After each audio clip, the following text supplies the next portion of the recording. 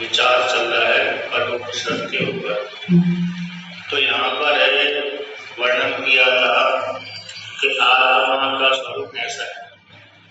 जब नचिकेता ने पूछा कि हे यमराज जी, आप मेरे को उस तत्व का उपदेश करिए जो जिसके विषय में आप जानते हैं वो जो सारे धर्मों से रहित है। अन्यत्र धर्मात् अन्यत्र अधर्मात् अन्यत्र अस्मात् कृतात् कृतात् अन्यत्र भूताच्च भव्याच्च यत् तपस्यसि तद्वद। जो धर्म से भिन्न हो, जो अधर्म से भिन्न हो, जो अन्य सबसे भिन्न हो, कार्य से भिन्न हो, कारण से भिन्न हो, भूतों से भिन्न हो, वर्तमान काल से भिन्न हो, भविष्य काल से भिन्न हो, भूतकाल से भी जो भिन्न हो, ऐसा जो आत्म तत्व है जिसके विषय में आप जानते हैं, उसी तत्व के विषय में आप मेरे को उपदेश करें जिसको आप जानते हैं। जब इस प्रकार से प्रश्न किया तो प्रश्न को सुनकर के यमराज जी ने उत्तर दिया कि जिसको चारों वेद कथन करते हैं और जिसके लिए तपस्या की जाती है, जिस तत्व की प्राप्ति के लिए तपस्या की जाती है और जिस तत्व की प्राप्ति के लिए सन्यासी ब्रह्मचर्य का धारण करते हैं, सन्यासी बन करके ब्रह्मचर्य पूर्वक फिर ब्रह्मचर्य का पालन करते हैं और पालन करने के पश्चात उस आत्म तत्व को प्राप्त कर लेते हैं। ऐसे जो उस पद को, उस तत्व को मैं तुमसे संक्षेप से कहता हूँ। तो फिर कौन सा तत्व है वो? तो ओम। इस ओम एक अक्षर ही वो तत्व है, ब्रह्म है, क्योंकि ओम को वाच और वाचक में अभेद करके बोल दिया। अर्थात जो ओम शब्द है वो ब्रह्म ही है। तो उसी को फिर अगली श्रुति कहती है एतद् हि एव अक्षरं ब्रह्म एतद् हि एव अक्षरं परम एतद् हि एव अक्षरं ज्ञात्वा यो यत् सति तत्सत्। ये अक्षर ओमकार रूप जो अक्षर अपर ब्रह्म है, ओमकार रूप जो अक्षर पर ब्रह्म है, ओमकार रूप अक्षर को जान करके साधक है जिस फल को इच्छा चाहिए उसी फल की प्राप्ति कर लेता है। क्योंकि श्रवण ब्रह्म को प्राप्त कर लेता है, निर्वण ब्रह्म को प्राप्त कर लेता है। फिर बाद में श्रुति ने वर्णन करते कि एतद् आलम्बनम श्रेष्ठम एतद् आलम्बनम परम एतद् आलम्बनम ज्ञात्वा ब्रह्मलोके मह्यते।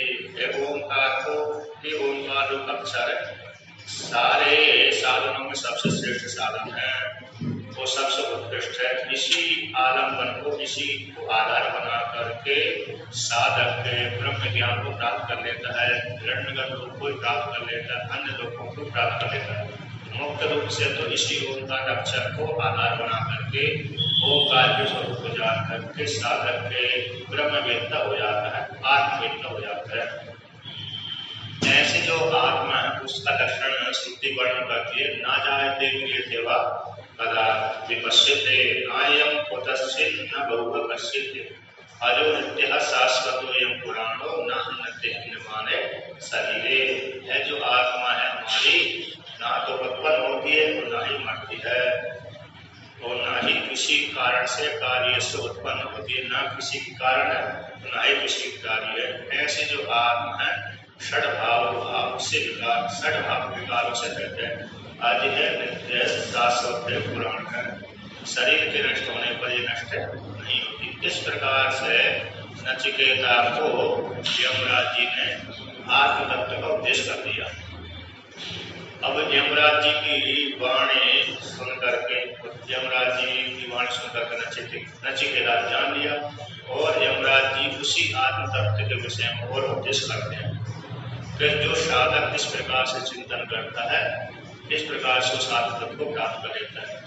उसी को ही वर्णन करते हैं कि आत्मा किसी हनन क्रिया का कर्ता भी नहीं बनता, न दूसरे को मारता है, न ही हनन क्रिया का कर्म बनता है, न ही हनन क्रिया के कर्म से अपने आप को तो वो मरता है, अतः कर्म भी नहीं बनता। यदि जो ऐसा मानते हैं कि मैं दूसरे को मारने वाला और दूसरे के मारने के द्वारा मैं मर जाऊंगा, तो ऐसा व्यक्ति उस आत्मा को नहीं जान पाते। ऐसा श्रुति कहती है, श्रुति रूप अरे यमराज जी कहते हैं। अब उसी आत्मा के विषय में और वर्णन करते हैं। आत्मा इस धर्मों से ऐसी है, आखिर इसमें इस प्रकार से जानने के लिए ऐसे जानने पर ही व्यक्ति उस आत्मा को जान सकता है। आत्मा में विपरीत धर्मों को भी आरोप किया जाता है, तो विपरीत धर्मों को देखा जाता है कि आत्मा ऐसी भी हो सकती है कि ऐसी भी ऐसे हो सकती है अथवा नहीं हो सकती। इस प्रकार से भी आत्मा को जान सकते हैं, इस प्रकार से भी आत्मा को जान सकते हैं।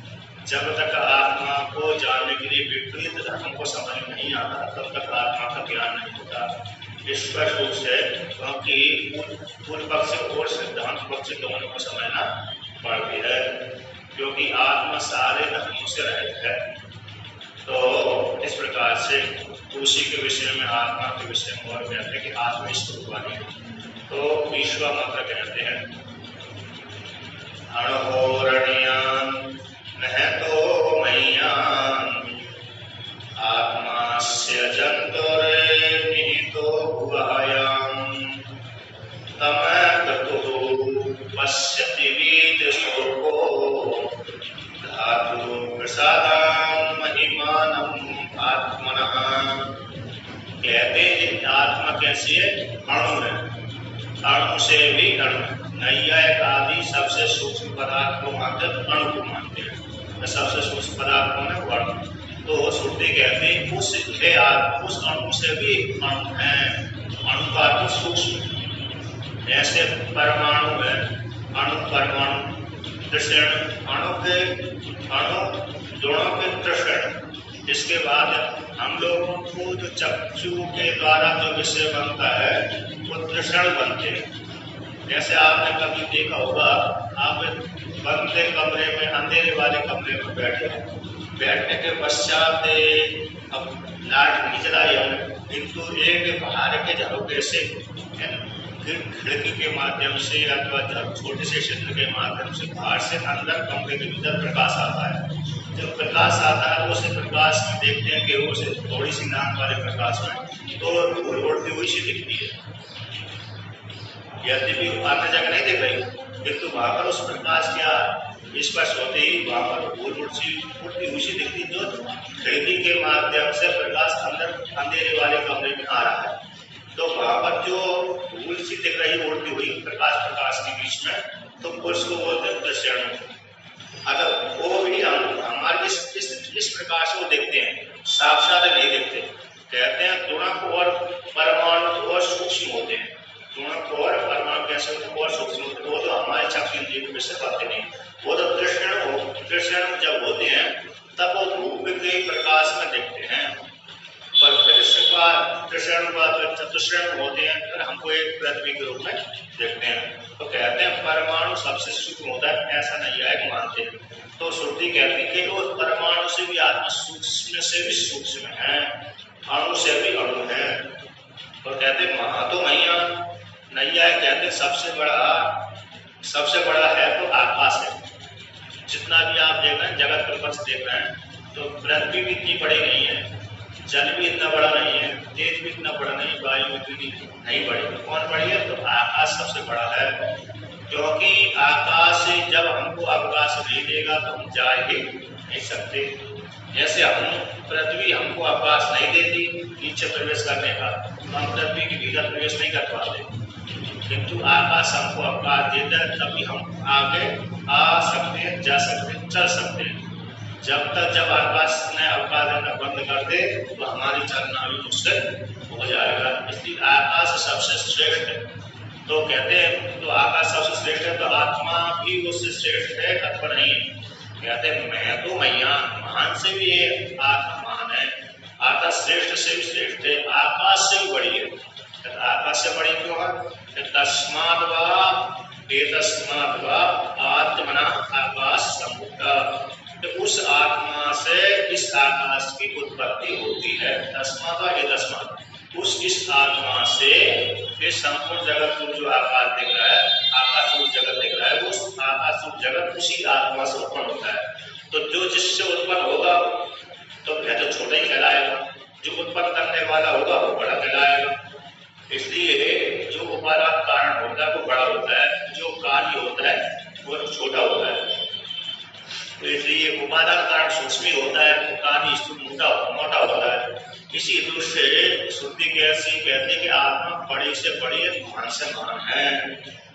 ऐसी जो आत्मा है जो सूक्ष्म से सूक्ष्म है और महान से भी महान, ऐसी जो आत्मा है उस कहते हैं उस आत्मा कहाँ पर रहती है? तो उसके विषय में कहते हैं आत्मा अस्य जंतुर निहितो गुहायाम, कहते हैं ये आत्मा है इस जीव के बुद्धि रूप गुहा में निवास करती है।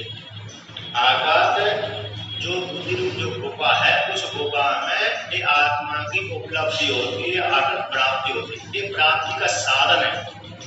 ये जो जीवों का हृदय है उस हृदय में आत्मा की प्राप्ति होती है, जानी जाती है। इस हेतु से आत्मा के विषय में कह देते हैं कि आत्मा बुद्धि रूप गुहा में रहती है, उसका निवास स्थान बुद्धि रूप गुहा में है। अर्थात बुद्धि के भीतर आत्मा का घर है। जैसा हमारा घर ये है, मकान वाला घर है जिसमें हम रहते हैं, उसी प्रकार से आत्मा का घर कौन है? बुद्धि है। अर्थात बुद्धि में जैसे किसी व्यक्ति ने पूछा कि अमुक व्यक्ति कहाँ मिलेगा, तो उसका द्वार वहां पर है। जब दूसरी जगह मिल जाएगा, दूसरी जगह तो संशय बना रहता है, लेकिन अमुक देश में अमुक स्थान पर संशय बना रहता है, किंतु वो एक ऐसा स्थान है जहाँ पर वो हमेशा मिलता ही है।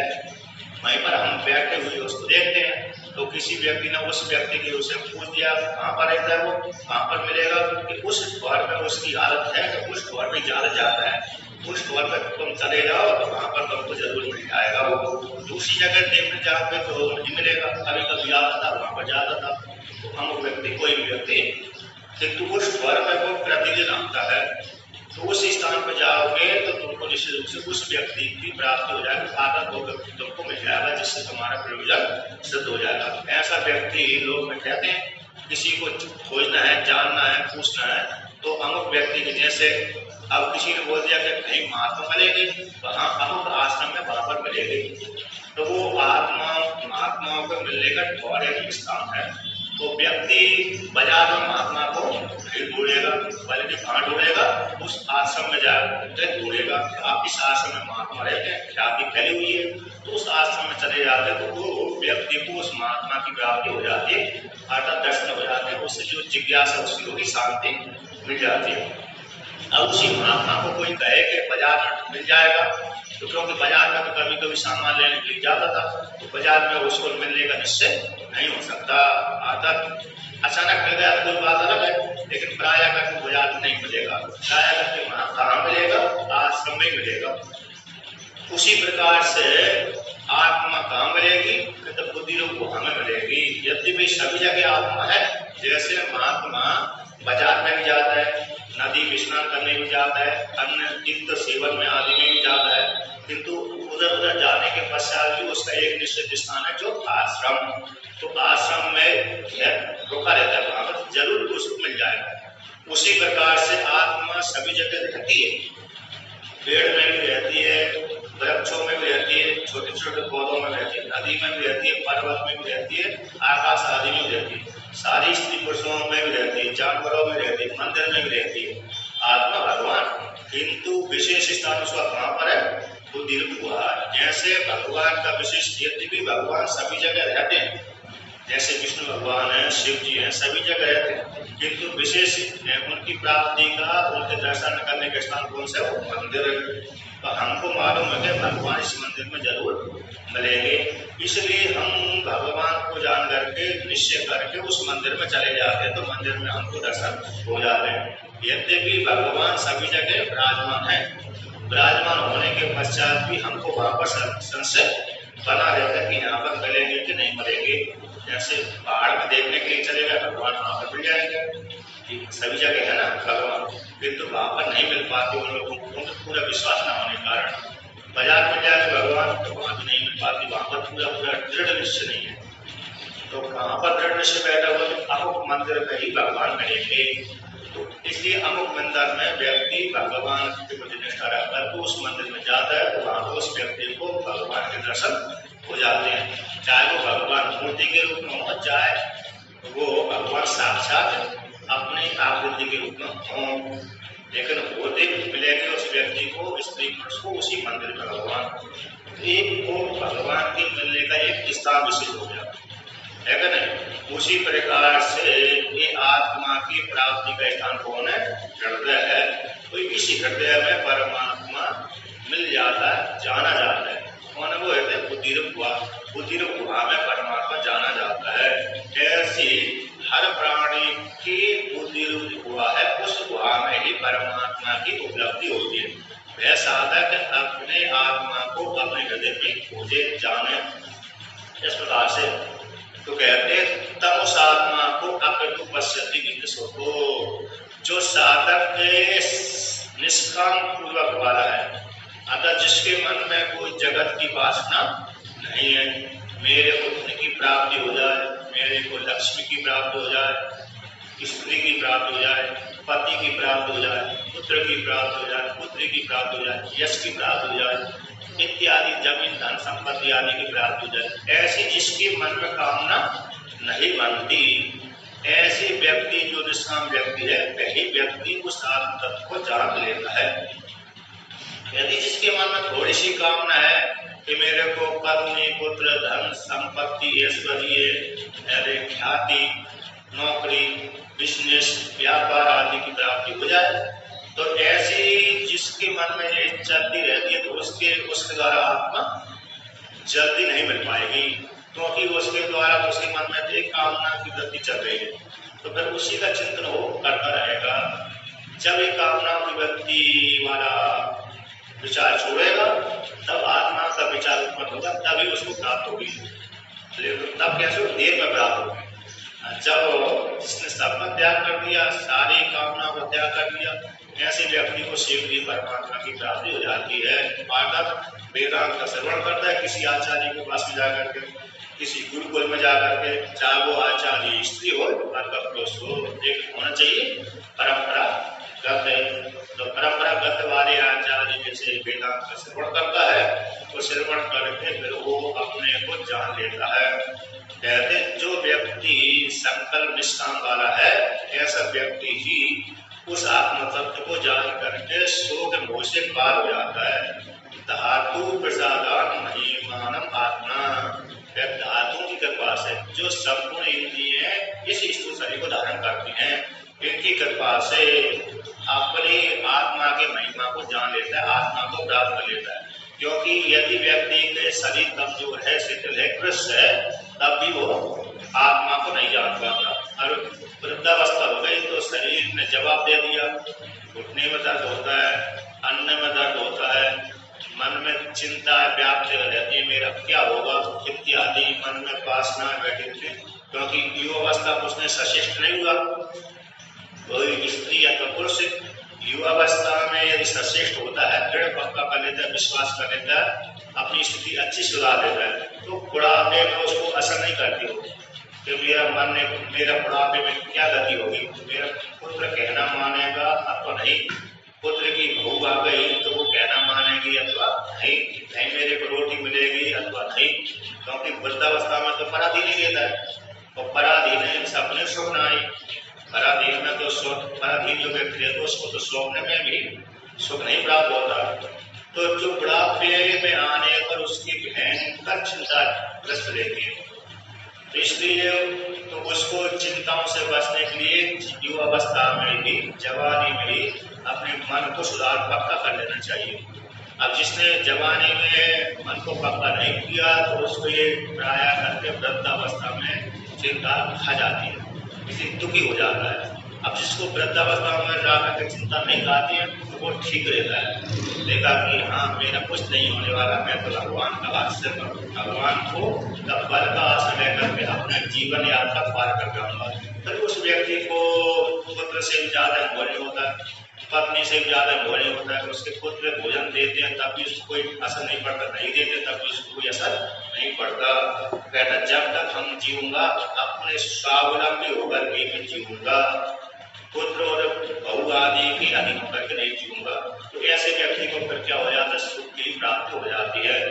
फिर वो उसके पुत्र आदि यदि उसको मदद ना भी करे तो फिर उसको कुछ घाटा नहीं होता। तो ऐसा व्यक्ति कहते हैं, इस आत्मा को कहते आत्मा की महिमा को व्यक्ति क्षय से कहते जो आत्मा है, ऐसी आत्मा को जान लेता है, अर्थात साक्षात जान लेता है कि मैं वो ब्रह्म मैं ही हूँ। किसके माध्यम से? इंद्रियों के माध्यम से, क्योंकि इंद्रियां जानने का साधन है। इंद्रियों के द्वारा ही, मन के द्वारा ही, शुद्ध मन के द्वारा ही आत्मा जानी जाती है, और जानने का दूसरा कोई साधन नहीं है। तो मन के द्वारा, इंद्रियों के माध्यम से, मन के द्वारा में आत्मा लक्षित हो जाती है। ऐसी आत्मा को निष्काम कर्म करने वाला, आत्मा की कामना करने वाला, आत्मा की कामना होना चाहिए। यदि कोई व्यक्ति निष्काम, तो जगत के विषय की कामना नहीं है, जगत के विषय की कामना नहीं है, तो किंतु आत्मा की भी उसको कामना नहीं है, तब वो आत्मा प्राप्त नहीं होती। हमको जगत की कोई कामना नहीं है, किंतु हमने आत्मा की कामना नहीं करी कि आत्मा भी हमको नहीं चाहिए, उसके प्रति निष्काम हुए, तो कहते फिर आत्मा प्राप्त नहीं होगी।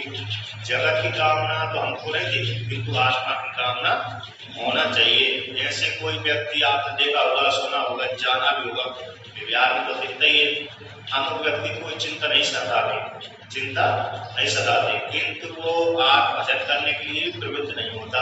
अपने जीवन चल रही है गाड़ी, कहता हमारे माता पिता ने कमा कर संपत्ति दे रहे, अब हमको चिंता करने की क्या जरूरत है। तो इस प्रकार से वो धन भी नहीं कमाता, माता पिता के द्वारा अर्जित संपत्ति खाता रहता है और भविष्य की भी वो चिंता नहीं करता। तो ऐसा व्यक्ति भी उस तत्व को नहीं प्राप्त कर लेता। जगत को उसकी बात नहीं है, आत्मा को प्राप्त करने का भी लक्ष्य नहीं है, तो फिर वो आत्मा प्राप्त नहीं होती। आत्मा तो प्राप्त तभी होगी जब जगत के विषय की कामना नहीं है, आत्मा की प्राप्त करने की इच्छा उसको है। ताकत में अपने आप को जानूं, अपने स्वरूप को जानूं, पहचानूं कि मैं कौन हूँ। रमण महर्षि हमेशा इसी बात के ऊपर जोर लगाते हैं कि हर स्त्री को, हर पुरुष को ये मन में भाव उत्पन्न होते रहना चाहिए कि मैं कौन हूँ, मैं कौन हूँ, इसके ऊपर विचार करते रहना चाहिए।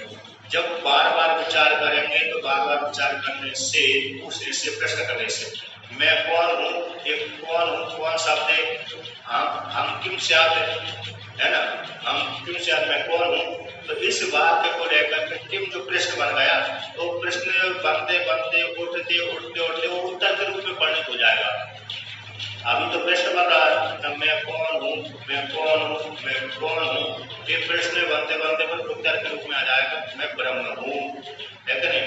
तो बाद में सोचेगा, बार बार चिंतन करेगा, मैं कौन हूँ, मैं कौन हूँ। ये भाव जब मन में विकार उत्पन्न होते, भाव में मन में ऐसी चिंतन चलते रहते कि मैं कौन हूँ, मैं अपने आप को जानूं।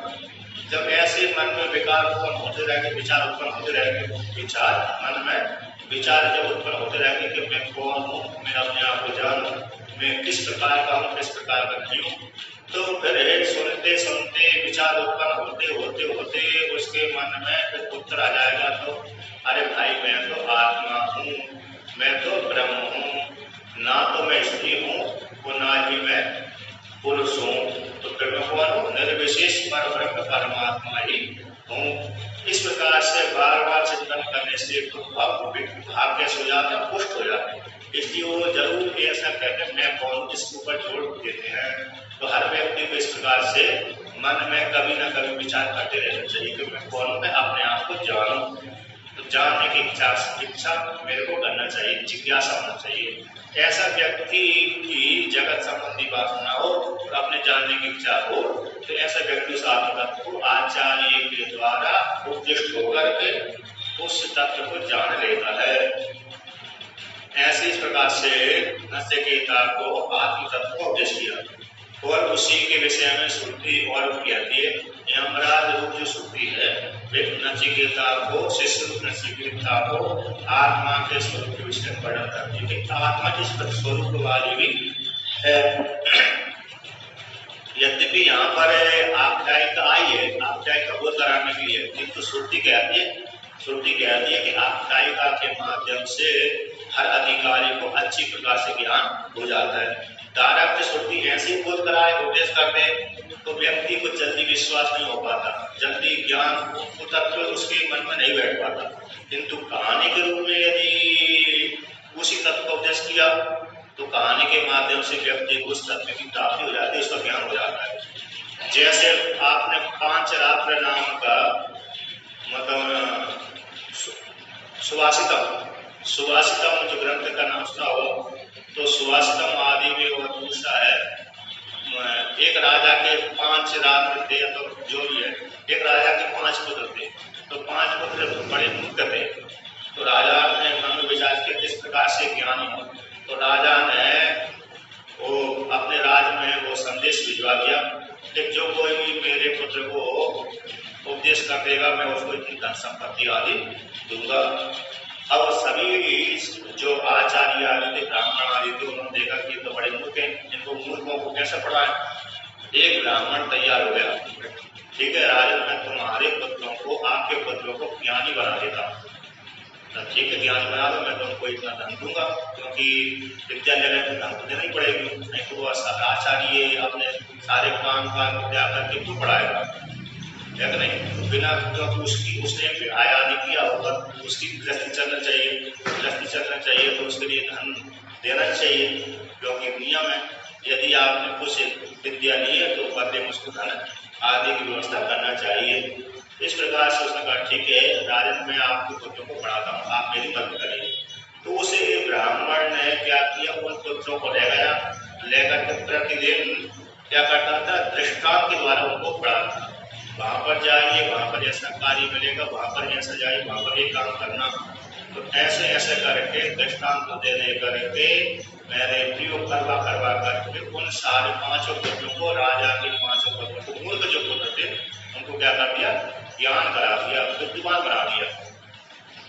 तो उसी प्रकार से यहाँ पर भी आत्मा को श्रुति ने इस आख्यायिका के माध्यम से साधक को बोध कराती है। जैसे उस ब्राह्मण ने राजा के पुत्रों को दृष्टांत दे करके प्रयोग बदला करके व्यवहार करके उनको बुद्धिमान बना दिया, उसी प्रकार श्रुति भी आख्यायिका के माध्यम से साधक को ज्ञानी बना देती है कि आत्मा ऐसी, आत्मा अमुक व्यक्ति ने इस प्रकार से आत्मा को जाना, अमुक साधक ने, विद्वान ने इस प्रकार से आत्मा को जाना। तो उसी के विषय में और कहते हैं ईश्वर श्लोक, आसीनो दूरम गच्छति शयानो याति सर्वतः कष्टम मदम देवम मदन्यो ज्ञातुमर्हति। तो श्रुति कहती है, यमराज जी कहते हैं आत्मा के स्वरूप वाली है। आसीनो दूरम गच्छति, आत्मा यहीं बैठी हुई है, यहीं आसीन स्थित है, यहाँ पर स्थित होते हुए भी आत्मा अचल होती हुई दूर से दूर चली जाती है। आत्मा यद्यपि यहीं पर बैठी है, यहीं पर स्थिर अचल है, कहीं पर नहीं जाती। जैसे सूर्य भगवान के विषय में आता है, प्रकाश के सूर्य भगवान कहीं नहीं चलते, आते जाते हैं, सूर्य का प्रकाश कहीं आता जाता नहीं, किंतु हम लोगों को दिखता है कि सूर्य भगवान चल से रहे हैं, दूर से दूर चल से रहे हैं, चाहे वो पृथ्वी घूम रही हो, चाहे सूर्य घूम रहा हो, एक को स्थिर रहना पड़ेगी, तब दूसरा है अस्थिर दिखता है। यदि हम सूर्य पर बैठ करके देखेंगे तो पृथ्वी घूमती हुई दिखेगी, सूर्य पे बैठ करके हम देखेंगे पृथ्वी को तो पृथ्वी घूमती हुई दिखेगी। चंद्रमा के ऊपर हम बैठ करके देखेंगे सूर्य घूमता हुआ दिखेगा और पृथ्वी घूमती हुई दिखेगी। जिस पे हम बैठे रहते हैं वो वस्तु हमको एक स्थिर सी दिखती है। जैसे अब ट्रेन बस आदि तो छोटी सी साधन है ना, वहाँ पर इस पर दिख जाती है चल सी रही है, लेकिन वहाँ भी एक भ्रांति होती है। ट्रेन में चलने पर, बस में बैठने पर एक भ्रांति होती है कि वो जमीन दौड़ रही है ना, हम तो बैठे हुए हैं, किंतु दौड़ कौन रही है, हम तो बैठे ही हैं। तो बस हमारी स्थिर है किंतु जमीन दौड़ रही है, जमीन उधर से हम निकल के पीछे जा रही, भाग रही है, ऐसी दिखती है हमको। उसी प्रकार से कहते आत्मा अचल है किंतु दूरम गच्छति, दूर चला जाता है। अर्थात जिसके मन में आत्मा, जिसके मन में काम वासना आदि बैठी रहती है, ऐसी आत्मा उसके दूर से दूर रहती है। यद्यपि आत्मा अचल है, आत्मा दूर से दूर कैसी है कि आत्मा सभी जगह गई हुई है, सभी जगह आत्मा कैसी है, जैसे आकाश जहाँ देखो वहां पर आकाश ही आकाश दिखता है, उसी प्रकार से जहाँ भी हम जाएंगे वहां पर आत्मा रहेगी, दिखेगी, क्योंकि बिना आत्मा के तो जगत सत्ता में रह नहीं सकता, दूर से दूर चली जाती है। कहते हैं यहाँ बैठे हुए हमारा मन गया ब्रह्मलोक में, तो ब्रह्मलोक में आत्मा पहुंच गई, पहले से ही बैठी हुई है वहां पर। शयानो या सर्वथा, व्यक्ति शयन किया हुआ है, तो शयन किया हुआ है, शयन करता हुआ भी सभी जगह चली जाती आत्मा। कहते एक एक इंद्रिय से तो एक एक देश में आत्मा जाती है, एक एक इंद्रिय के साथ चल रहा है व्यक्ति तो परिच्छिन्न देश में जाता है, ऐसे हमने घट के विषय में सोचा तो घट तक ही हमारी आत्मा गई उपाधि को लेकर। चक्षु के द्वारा देखा, जहाँ तक देखा वहां तक ही हमारी आत्मा गई उपाधि को लेकर। जब सारी इंद्रियों का व्यापक ब्रह्म हो जाएगा तो सभी जगह व्याप्त हो जाती है। जैसे सुषुप्ति अवस्था में, सुषुप्ति अवस्था में व्यापक हो जाती है अथवा कहीं भी नहीं दिखती। वहां पर एक मालूम नहीं देता कि मैं यहाँ पर नहीं हूँ, अमुक स्थान पर नहीं हूँ, अमुक स्थान पर हूँ, ये भान नहीं रहता, वहां पर व्यापक हो जाती है। किंतु जागृत अवस्था में, स्वप्न अवस्था में आत्मा परिचिन्न सी दिखती है कि मैं अमुक देश में रह रहा हूँ, अमुक खा रहा हूँ, अमुक पी रहा हूँ, अमुक उड़ रहा हूँ, पहन रहा हूँ, सो रहा हूँ, व्यवहार कर रहा हूँ। एक जागृत अवस्था में। स्वप्न अवस्था में उसी प्रकार से अमुक खा रहा हूँ, पी रहा हूँ, उड़ रहा हूँ, सो रहा हूँ, जा रहा हूँ, व्यवहार कर रहा हूँ, तो बाबर परिचिन्न है। किंतु सुषुप्ति अवस्था में जाते ही मैं खा रहा हूँ, कि पी रहा हूँ, कि सो रहा हूँ, कि जा रहा हूँ, कुछ भी भान नहीं होता, व्यापक हो जाता है। तो इंद्रियों के उपरम हो जाने से आत्मा व्यापक हो जाती है। तो शयन करता हुआ भी आत्मा सभी जगह चला जाता है। ऐसी जो आत्मा है, तो हेमराज जी कहते हैं ऐसी जो आत्मा, उस आत्मा को, वो आत्मा कैसी मद और अमर्द, मद को, मद यानी हर्ष, इष्ट वस्तु आ गई, पुत्र को देख लिया पिता ने अथवा माता ने, तो माता हृदय में प्रसन्नता की वृत्ति की लहर बनती है। पिता के मन में भी पुत्र को देखकर के एक वृत्ति, आनंद की एक वृत्ति बनती है, ठीक है ना। और उसी प्रकार से पत्नी को देख लिया तो पति के मन में एक आनंद की वृत्ति बनती है। उसी प्रकार से स्त्री ने अपने पति को देख लिया तो उसके मन में भी उसके मन में एक आनंद की वृत्ति बनती है। उसके मन में पत्नी को देख लिया तो उसके मन में भी एक आनंद की वृत्ति बनती है। तो इस प्रकार से वृत्ति बनती है। आनंद की क्या बनती है? पुत्र को देख करके, पत्नी को देख करके, पति को देख करके, गुरु को देख करके, शिष्य को देख करके, इष्ट वस्तु को देख करके एक आनंद की वृत्ति बनती है। तो आनंद की वृत्ति कहाँ से उठती है? उस परमात्मा को छू करके उठती है। ऐसी आत्मा कैसी हर्षणीय है, अर्थात आनंद की वाली है। कहते हैं मद से रहते प्रसन्न नहीं है। आत्मा मतलब जिस काल में हम कमरे में बैठे हुए, तो कमरे में जब बैठे हुए तो हमारे पास में कोई है नहीं, दूसरा वाला व्यक्ति नहीं, तब वो इस प्रकार का पत्नी को लेकर के, पुत्र को लेकर के, विषय को लेकर के जो आनंद आ रहा था नहीं आ रहा है, क्योंकि उस काल में हम कमरे में अकेले बैठे हुए हैं। तब उस काल में विशिष्ट वाला आनंद नहीं है, बल्कि सामान्य रूप से स्थित है। और जब विषय को लेकर के आनंद रहता है तो विशिष्ट आनंद वाला हो जाता है। ऐसी जो आत्मा हर्ष और अहर्ष वाली, ऐसी जो आत्मा का स्वरूप, ऐसे देव परमात्मा को कहते हैं, यमराज जी कहते हैं मुझको छोड़कर तो और कौन जान सकता है। आकर हम जो आचार्य के द्वारा उपदिष्ट इस मार्ग के द्वारा ही हम उस आत्मा को जान सकते हैं। अगर जिस व्यक्ति ने वही व्यक्ति इस आत्म तत्व को जान सकता है। कौन? जिसने गुरु परंपरा के माध्यम से, शास्त्र के माध्यम से इस आत्मा के विषय में श्रवण किया है, तो वही व्यक्ति इस प्रकार से इस आत्मा को जान सकता है। अन्यथा दूसरा कोई भी स्त्री हो, पुरुष कितना भी बुद्धिमान हो, वो आत्मा को नहीं जान सकता। आत्मा को तो वही व्यक्ति जान सकता है जिसने ज्ञान शास्त्र और आचार्य के माध्यम से गुरु परंपरा के द्वारा श्रवण किया हो। जिसने ज्ञान गुरु परंपरा के द्वारा शास्त्र आचार्य के मुखारियों से नहीं सुना, चाहे वो कितना भी बुद्धि से बुद्धिमान हो, तीक्ष्ण बुद्धि वाला हो, तब भी वो आत्मा को नहीं जान सकता। नहीं तो जो वैज्ञानिक होते हैं कितने बड़े बुद्धिमान होते हैं, लेकिन नहीं बहुत बुद्धिमान होते हैं, वो तो हम लोगों की अपेक्षा वो भी आत्मा के विषय में नहीं जानते। यदि बुद्धिमान व्यक्ति यदि आत्मा को जानता तो सबसे ज्यादा वैज्ञानिकों को ही आत्मा तत्व की प्राप्ति होनी चाहिए थी, लेकिन उनको नहीं होती। वो मूर्खे रहते हैं, लौकिक धन संपत्ति आदि को अर्जन कर लेते हैं, किंतु आत्मा के विषय में वो मूर्ख से भी ढूंढते रहते हैं, उनको ज्ञान नहीं होता। ज्ञान तो तभी होगा जो आत्मा के विषय में श्रवण करेगा, श्रद्धा पूर्वक श्रवण करेगा, निष्ठा पूर्वक श्रवण करेगा, आचार्य के मुखारबिंद से, गुरु परंपरा के मुखारबिंद प्रयोग से, गुरु परंपरा के माध्यम से आचार्य के द्वारा शास्त्र का श्रवण करेगा, उसी को इस आत्म तत्व की प्राप्ति होती है, अन्यथा नहीं होती। इसलिए यहाँ पर वर्णन कर दिया। ऐसा जो आत्मा है जो चलता भी है, नहीं भी चलता है, बैठा भी रहता, सब जगह चला जाता है, ऐसी आत्मा को, हर्ष और अहर्ष वाली आत्मा को मुझको छोड़कर कौन जान सकता है? अतः हम जैसे आचार्य ही जान सकते हैं, हम जैसे आचार्य के द्वारा। अतः हमने जो गुरु परंपरा के द्वारा अध्ययन किया था, श्रवण किया था, इसी रूप से हम जान रहे हैं। बच्चों को आगे स्त्री पुरुष किसी गुरु परंपरा के माध्यम से आत्मा का श्रवण करता है, मनन करता है, निध्यासन करता है, यही व्यक्ति जान लेता है। नहीं तो आत्मा कैसे दुर्व्यक्ति है, उसको जानना बड़ा कठिन नहीं है।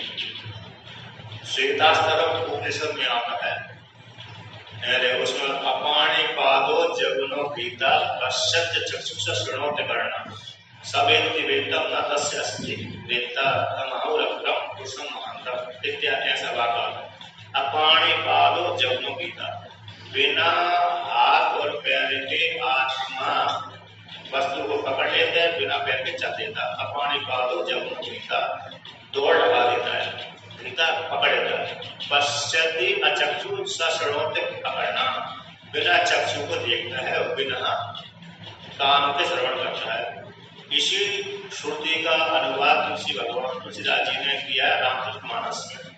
बिनु पग चलहि सुनहि बिनु काना, कर बिनु कर्म करहि बिनु आनंद कान सकल रस भोगी, बिनु वाणी बढ़ता बढ़ जोगी। तो बिना हाथ पैर के वो चलता है, बिना रस इंद्रिय के रस ग्रहण कर लेता, बिना घ्राण इंद्रिय के सूंघ लेता, तो सारी इंद्रियों को बिना इंद्रियों के सूंघ लेता है। क्योंकि उसी के माध्यम सारी इंद्रिय वाले होते हैं।